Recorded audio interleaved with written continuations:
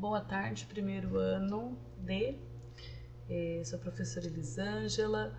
Vamos para mais uma aula, de expansão aqui, no Centro de Mídias. Hoje nós vamos trabalhar uma sequência didática, ou sequência de atividades 2, a aula 1. O texto se chama Alienação. Nossa, alienação, o que é ser alienado? Então nós vamos falar um pouquinho sobre isso, depois fazer algumas atividades. O material que compõe essa aula é o Aprender Sempre, que será o nosso material base aí para as aulas aqui no Centro de Mídias, ok?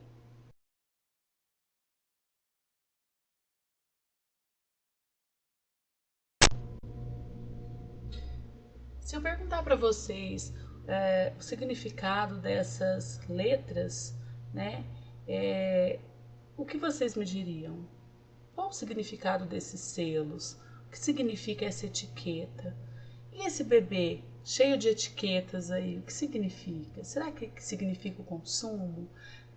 Que tipo de consumo estamos usando, ou melhor, fazendo agora? O que estamos consumindo? Eu brinco que se a gente fala, olha, a partir de hoje na escola temos que usar uniforme.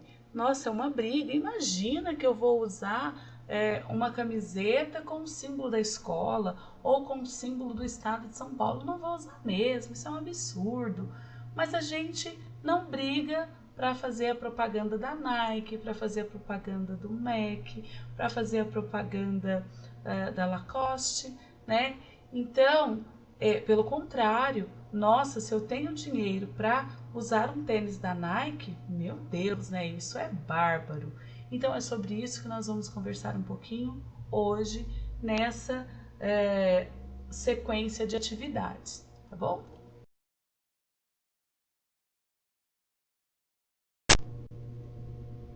Então vamos ler aí o texto Alienação, do Eduardo Galeano. Então, para começar a leitura, primeiro precisamos pensar no que é ser alienado. Eu coloquei aqui de um modo curto, maluco, louco, Então, a pessoa alienada é uma pessoa que não pensa muito bem, Não mede muitas consequências. E do que vai falar esse texto? O que nós vamos trabalhar? Que valores vamos trabalhar nesse texto? Vamos trabalhar valores sociais, culturais, humanos, Então, vamos ao texto. Em meus anos moços, fui caixa de banco. Recordo entre os clientes um fabricante de camisas. O gerente do banco renovava suas promissórias só por piedade. O pobre camiseiro vivia em perpétua zozobra. Suas camisas não eram ruins, mas ninguém as comprava. Certa noite, o camiseiro foi visitado por um anjo. Ao amanhecer, quando despertou, estava iluminado. Levantou-se de um salto. A primeira coisa que fez foi trazer o nome de sua empresa, que passou a se chamar Uruguai Sociedade Anônima. Patriótico, nome cuja sigla é USA. A segunda coisa que fez foi pregar nos colarinhos de suas camisetas uma etiqueta que dizia, e não mentia, Made in USA. A terceira coisa que fez foi vender camisas feito louco. E a quarta coisa que fez foi pagar o que devia e ganhar muito dinheiro. Gente, o que podemos pensar desse texto?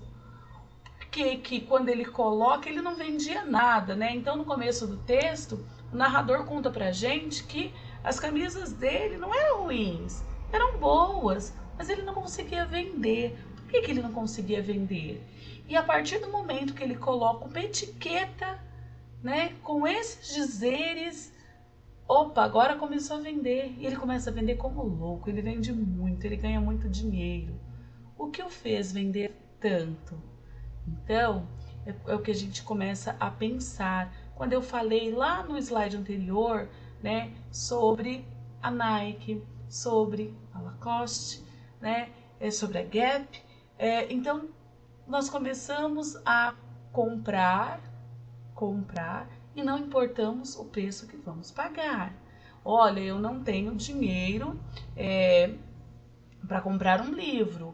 Ah, mas o meu iPhone, nossa, eu tenho que ter. Aquele tênis da Nike, eu tenho que ter, né?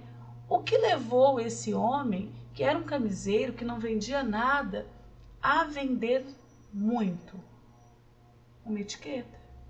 E essa mesma etiqueta que nós usamos, que nós exibimos e que nós temos orgulho de usar. Essa mesma etiqueta que nós não nos preocupamos em fazer propaganda gratuita.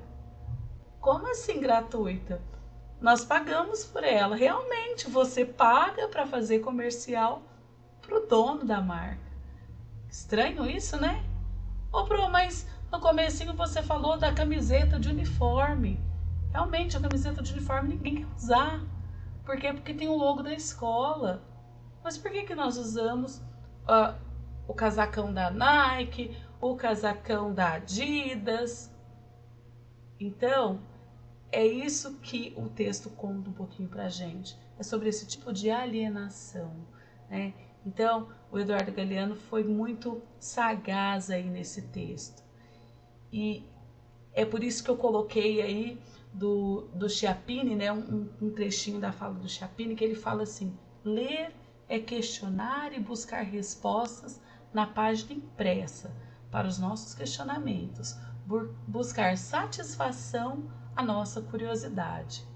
Quando nós lemos, nós abrimos nossa mente. Quando nós lemos, nós não compramos qualquer coisa. E esse comprar que eu estou falando aqui não é o comprar de pegar e pagar ali e levar a mercadoria. É também de acreditar, né? Então, eu não compro um político corrupto, eu não compro um produto que eu sei que não vale aquele preço. Então, quando nós lemos, nós ficamos espertos, nós ficamos, entre aspas, sabidos, e aí ninguém nos engana. Então, a leitura ela é primordial na nossa vida. Lembrem sempre-se disso.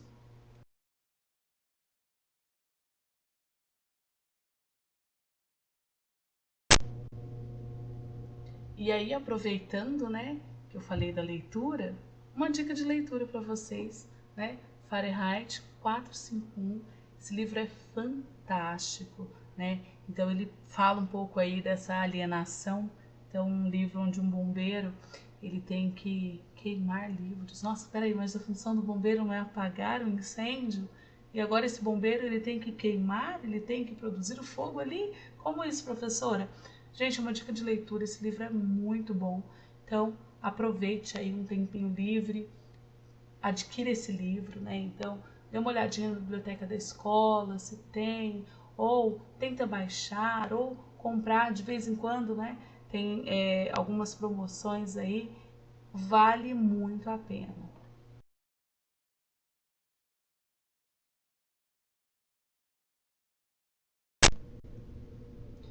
E aí, a partir da conversa que tivemos, né, acerca do texto, a alienação, tem 4 questões aí que vocês vão responder no caderno de português, né? Depois eu visto em sala. A questão 1, analise o título do texto, a alienação. Aí ele pergunta se, na sua opinião, ele possibilita ao leitor identificar os aspectos da história que será contada? Explique. Então, a partir do texto, eu consigo saber qual é a história que vai ser contada para mim aí nesse texto? Questão 2. Que relações podem ser feitas para explicar a escolha do título do texto A Alienação? Questão 3. No texto, podemos identificar um trecho que expressa ironia? Identifique essa passagem. Em seguida, explique o efeito de sentido provocado pelo uso deste recurso. 4. É possível identificar uma crítica no excerto do texto lido? Justifique. E aí, pessoal, aproveite, se ficou curioso, né? Então, eu li, é só um excerto, é só uma parte do texto. Tem o texto na íntegra, procure o texto na íntegra, leia o texto na íntegra, né? Que aí, aqui é só um recorte, né, pra gente fazer atividade, Mas tem o texto na íntegra também, que nada impede de que vocês leiam, né? E saibam mais o que acontece mais aí nesse texto, tá bom? Eu vou ficando por aqui. Um beijo para vocês e até a próxima aula. Beijinhos de luz. Tchau!